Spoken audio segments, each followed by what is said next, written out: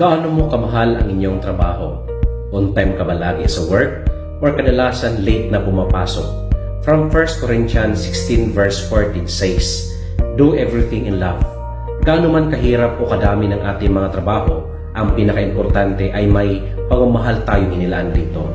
Sa bawat isa sa atin, maging pulisman o karaniwang manggagawa, may papakita natin ang tunay na pagmamahal sa ating mga trabaho kung pumapasok tayo ng maaga, ginagawa nating tama ang ating mga trabaho, maayos ang ating relasyon sa ating katrabaho, at higit sa lahat, sentro ng ating paggawa ang ating Panginoon.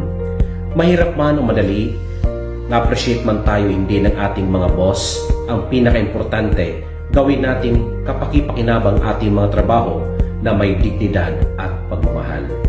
Manalangin tayo. Panginoon, turuan mo kaming magtrabaho na naayon sa iyong kautusan. Bigyan mo kami ng damdaming marunong magmahal sa aming mga gawain araw-araw, lalong aming pagsilbi sa gobyerno, sa simbahan at sa aming mga pamilya. Amen.